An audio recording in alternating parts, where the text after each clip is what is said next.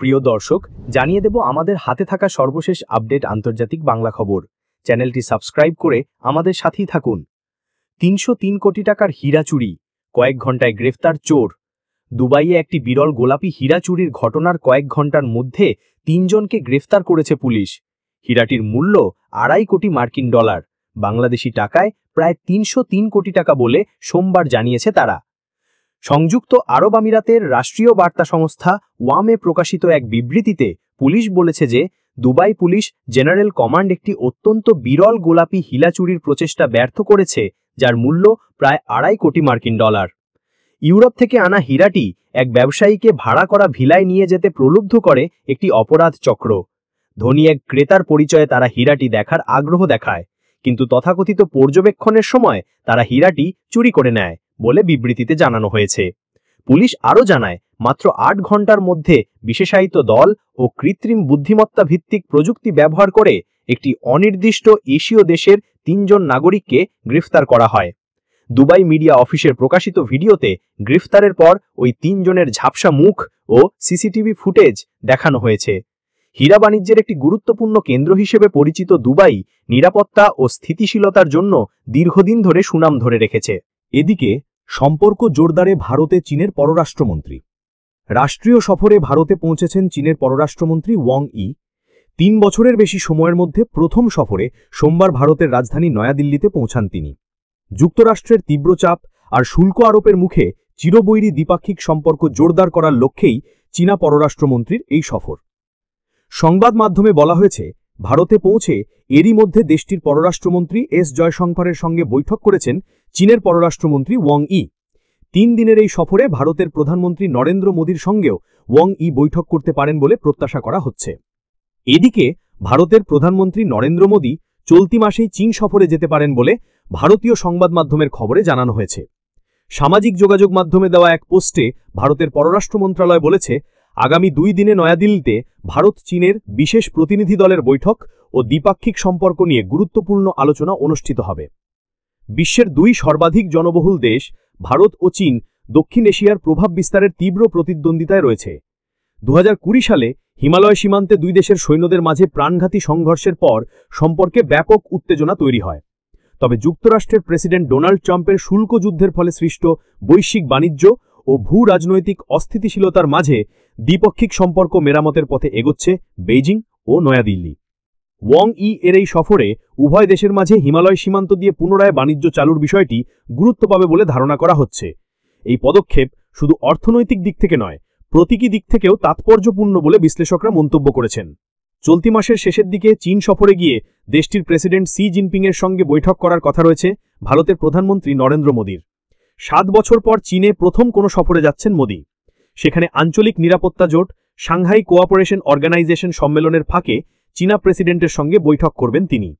ভারতের সঙ্গে চীনের 5 বছরের সীমান্ত টানাপোড়েনের অবসানের পর 2 দেশের সম্পর্কে আকস্মিক ইতিবাচক পরিবর্তন দেখা গেছে। গত বছরের অক্টোবরে ভারত ও চীনের মাঝে সীমান্ত টহল বিষয়ক একটি চুক্তি স্বাক্ষরিত হয়। এই চুক্তির মধ্য দিয়ে দ্বিপাক্ষিক বাণিজ্য, বিনিয়োগ ও বিমান চলাচলের পথ খুলে যায়। বিশ্লেষকরা বলছেন, গত কয়েক সপ্তাহে ভারত আমেরিকা সম্পর্কে নতুন উত্তেজনার মাঝে চীন ভারতের এই সম্পর্ক আরও শক্তিশালী হচ্ছে। ট্রাম্প যুক্তরাষ্ট্রের বাজারে ভারতীয় পণ্যের রপ্তানিতে 50% শুল্ক আরোপ করেছেন, যা যুক্তরাষ্ট্রের কৌশলগত অংশীদারদের মধ্যে সর্বোচ্চ শুল্ক। এই পরিস্থিতিতে চীন ও ভারত ইতিমধ্যে 2020 সালে স্থগিত হয়ে যাওয়া সরাসরি ফ্লাইট পুনরায় চালু করতে রাজি হয়েছে। একই সঙ্গে 2 দেশের 3টি হিমালয় সীমান্তে বাণিজ্য সহজীকরণ নিয়ে আলোচনা করছে। এবার জানিয়ে দেব, এবার মার্কিন পতাকা টাঙানো সাজোয়া যান দিয়ে ইউক্রেনে হামলা। রাশিয়া ও যুক্তরাষ্ট্রের পতাকা টাঙানো একটি সাজোয়া যান দ্রুত বেগে এগিয়ে যাচ্ছে। চলন্ত অবস্থায় সেটি থেকে গোলা ছোড়ার মুহূর্তের আগুনের ফুলকিও ধরা পড়ে ক্যামেরায়। রুশ প্রচার মাধ্যম আরটি নতুন এই ভিডিওটি প্রকাশ করে দাবি করেছে এটি একটি মার্কিন নির্মিত M113 সাজোয়া যান এবং যানটি ইউক্রেনের সামরিক অবস্থানের দিকে ধেয়ে যাচ্ছে। রুশ সংবাদ মাধ্যমটির দাবি, ভিডিওটি শনিবার 18 আগস্ট ইউক্রেনের জাপোরিভিজিয়া ও ব্লাস্ট এলাকা থেকে ধারণ করা হয়েছে।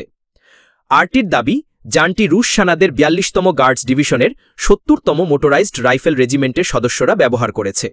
পশ্চিমা মিত্রদের কাছ থেকে পাওয়া এ ধরনের যান ইউক্রেনীয় বাহিনী যুদ্ধক্ষেত্রে হারিয়েছে এবং সেটি নাকি দখল করে রাশিয়া নিজেদের কাজে ব্যবহার করছে।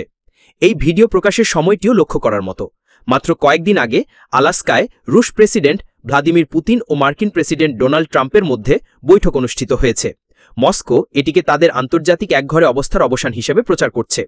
ইউক্রেন প্রেসিডেন্টের কার্যালয়ের প্রধান আন্দ্রি ইয়ারমাক এই ঘটনার তীব্র নিন্দা জানিয়ে বলেছেন, রাশিয়ানরা যুক্তরাষ্ট্রের প্রতীক ব্যবহার করছে তাদের সন্ত্রাস আগ্রাসী যুদ্ধে, যেখানে প্রতিদিন বেসামরিক মানুষ নিহত হচ্ছে। এটি নিঃসন্দেহে চরম ঊর্ধ্বত্ব। তবে ইউক্রেন ভিত্তিক সংবাদ মাধ্যম কিয়েভ ইন্ডিপেন্ডেন্ট জানায়, ভিডিওটির সত্যতা তারা স্বাধীনভাবে যাচাই করতে পারেনি। রুশ প্রচার মাধ্যমগুলো সাম্প্রতিক সময়ে ট্রাম্পকে শান্তিপ্রিয় এবং বাস্তববাদী নেতা হিসেবে উপস্থাপন করছে। অন্যদিকে ইউক্রেন, ইউরোপ ও যুক্তরাষ্ট্রকে বাধাদানকারী শক্তি হিসেবে দেখানো হচ্ছে। এমনকি তারা ট্রাম্পের পুরানো মন্তব্য প্রচার করছে যে ইউক্রেনের প্রেসিডেন্ট ভলোদিমির জেলেনস্কি কিংবা সাবেক মার্কিন প্রেসিডেন্ট জো বাইডেন নাকি রাশিয়ার যুদ্ধ উস্কে দিয়েছিলেন, যা আসলে মস্কোর দায় এড়ানোর কৌশল। ট্রাম্প নিজেও আলাস্কার বৈঠকের পর বলেছিলেন, পুতিনের সঙ্গে তার বৈঠক ছিল 10-এর মধ্যে 10। যদিও কোনো শান্তি চুক্তি হয়নি, তবে ট্রাম্প জানান তারা অনেক বিষয় একমত হয়েছেন। এর মধ্যে রয়েছে ভূখণ্ড ভাগবাটোয়ারার সম্ভাবনা। সম্প্রতি ট্রাম্প দাবি করেছেন, জেলেনস্কি যদি ছাড় দেন তবে যুদ্ধ প্রায় সঙ্গে সঙ্গেই শেষ হয়ে যাবে। তবে সেই ছাড়ের মধ্যে আছে ইউক্রেনের ন্যাটোতে যোগ না দেওয়া এবং ক্রিমিয়া পুনরুদ্ধারের দাবি না তোলা। অভিযোগ রয়েছে, ভিডিওটি যেখানে ধারণ করা হয়েছে সেই জাপোরিভিজিয়া ওব্লাস্টে রাশিয়া নতুন করে আক্রমণের প্রস্তুতি নিচ্ছে। ইউক্রেনের সেনাপ্রধান অলেক্সান্ড্রি সিরস্কি জানান, রাশিয়া ইতিমধ্যে ফ্রন্টলাইনের অন্যান্য অঞ্চল থেকে সেনা সরিয়ে এনে এখানে মোতায়েন করছে। বর্তমানে ওব্লাস্টটির প্রায় 70% রুশ দখলে, যার মধ্যে ইউরোপের সবচেয়ে বড় পারমাণবিক বিদ্যুৎ কেন্দ্র জাপোরিঝিয়া প্ল্যান্টও রয়েছে। 2022 সালের সেপ্টেম্বরে মস্কো ভুয়ো গণমতের মাধ্যমে এই অঞ্চল সহ আরও 3টি এলাকাকে অবৈধভাবে নিজেদের সঙ্গে সংযুক্ত করার ঘোষণা করেছিল। পুতিনের সাম্প্রতিক শর্ত অনুযায়ী শান্তি আলোচনার জন্য ইউক্রেনকে ন্যূনতম দোনেৎস্ক ও লুহান্স্ক থেকে সেনা সরিয়ে নিতে হবে, যদিও এর আগে শর্তে জাপোরিঝিয়া ও খেরসনও অন্তর্ভুক্ত ছিল। এদিকে নরওয়ের রাজকুমারীর ছেলের বিরুদ্ধে 32টি ফৌজদারি মামলা, 4টি ধর্ষণের। 1 বছর ধরে পুলিশি তদন্তের পর নরওয়ের রাজকুমারীর ছেলের বিরুদ্ধে আদালতে ধর্ষণ, পারিবারিক সহিংসতা, হামলা এবং অন্যান্য 32টি অপরাধের অভিযোগ আনা হয়েছে। সোমবার অর্থাৎ 18 অগস্ট দেশটির প্রধান প্রসিকিউটর এই তথ্য জানিয়েছেন।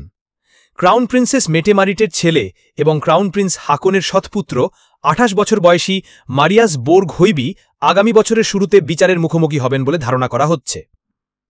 প্রসিকিউটর জানিয়েছেন, গুরুতর অভিযোগে দোষী সাব্যস্ত হলে তার 10 বছর পর্যন্ত কারাদণ্ড হতে পারে। নরওয়ের রাজপ্রাসাদ এক বিবৃতিতে বলেছে, এই মামলার শুনানি এবং সিদ্ধান্তে পৌঁছানোর দায়িত্ব আদালতের। ফ্রান্স 24-এর প্রতিবেদন অনুসারে আজ তার বিরুদ্ধে আনা 32টি ফৌজদারি অপরাধের মধ্যে ধর্ষণেই 4টি অভিযোগ রয়েছে।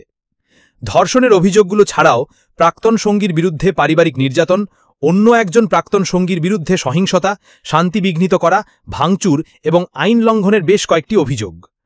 পাবলিক প্রসিকিউটর স্টারলা হেনরিকসোবো জানাবালিদের জানিয়েছেন, তার বিরুদ্ধে বেশ কয়েকজন নারীর অজান্তে বা সম্মতি ছাড়াই তাদের অশ্লীল ছবি তোলার অভিযোগও আনা হয়েছে। তিনি বলেন, এগুলি অত্যন্ত গুরুতর কাজ, যা দীর্ঘস্থায়ী ক্ষত রেখে যেতে পারে এবং জীবন ধ্বংস করতে পারে। হৈবির বিরুদ্ধে যে 4টি ধর্ষণের অভিযোগ আনা হয়েছে তা 2018, 2023 এবং 2024 সালে সংঘটিত হয়েছিল। 2024 সালের অগস্টে যে ঘটনায় তাকে গ্রেপ্তার করা হয়েছিল, সেই ঘটনায় হামলা ও ভাঙচুরের কথা তিনি ইতোমধ্যেই স্বীকার করেছেন। তার আইনজীবী এলেন হোলাগার অ্যান্ডেনেস আগে বলেছিলেন, হৈবি নিজের বিরুদ্ধে আনা অভিযোগগুলো অস্বীকার করেছেন। সোমবার মন্তব্যের জন্য রয়টার্সের অনুরোধের পর অ্যান্ডেনেস তাৎক্ষণিকভাবে কোনো সাড়া দেননি। হৈবি 4 বছর বয়সে আলোচনায় আসেন যখন তার মা নরওয়ের যুবরাজকে বিয়ে করেন। এরপর তার আরও 2টি সন্তান হয়। রাজকীয় দম্পতি তাকে তার সৎ ভাইবোন রাজকুমারী ইংরিদ আলেকজান্দ্রা এবং প্রিন্স সোভার ম্যাগনাসের সঙ্গেই লালন পালন করেছেন, তবে তিনি কোনো সরকারি ভূমিকায় নেই বলে জানা গেছে। সবশেষ জানিয়ে দেব, কাজে ফেরার নির্দেশ প্রত্যাখ্যান, ধর্মঘট চালিয়ে যাওয়ার ঘোষণা এয়ার কানাডার কেবিন ক্রুদের। কানাডার সরকার সমর্থিত শ্রম বোর্ডের নির্দেশ প্রত্যাখ্যান করে গতকাল রোববার কাজে ফিরতে অস্বীকৃতি জানিয়েছেন এয়ার কানাডার কেবিন ক্রুরা। ধর্মঘট চালিয়ে যাওয়ার ঘোষণা দিয়েছেন তারা। এতে দেশটির সবচেয়ে বড় এয়ারলাইনের ফ্লাইট কার্যক্রম পুনরায় শুরুর পরিকল্পনা ভেস্তে গেছে, যাত্রীরাও পড়েছেন অনিশ্চয়তায়। বিবিসির এক প্রতিবেদনে বলা হয়েছে, বেতন বাড়ানোর দাবিতে ধর্মঘট করছেন এয়ার কানাডার কেবিন ক্রুরা। গত শনিবার স্থানীয় সময় রাত 12:58 এ ধর্মঘট শুরু হয়। এ কারণে এয়ার কানাডার সব ফ্লাইট স্থগিত করা হয়। এতে বিপাকে পড়ে তাদের লাখো যাত্রী। Canadian union of public employees CUPE বলেছে, এয়ার কানাডার কেবিন ক্রুরা ধর্মঘট অব্যাহত রাখবেন। ইউনিয়নের দাবি, শ্রম বোর্ডের কাজে ফেরার নির্দেশ অসাংবিধানিক। কেবল এয়ারলাইনের মুনাফা রক্ষার জন্য এ নির্দেশ দেওয়া হয়েছে। এয়ার কানাডাকে আলোচনার টেবিলে ফিরে এসে একটি ন্যায্য চুক্তি করার আহ্বান জানিয়েছে ইউনিয়ন। এদিকে কেবিন ক্রুরা ধর্মঘট চালিয়ে যাওয়ার ঘোষণা দেওয়ার পর এয়ার কানাডা বলেছে তারা রোববার তাদের কার্যক্রম চালু করার পরিকল্পনা স্থগিত করে সোমবার সন্ধ্যা পর্যন্ত পিছিয়েছে। এর ফলে গতকাল বিকেলে টরেন্টো পিয়ারসন আন্তর্জাতিক বিমানবন্দরে বহু যাত্রী বিভ্রান্ত ও হতাশ হয়ে সময় কাটাতে থাকেন।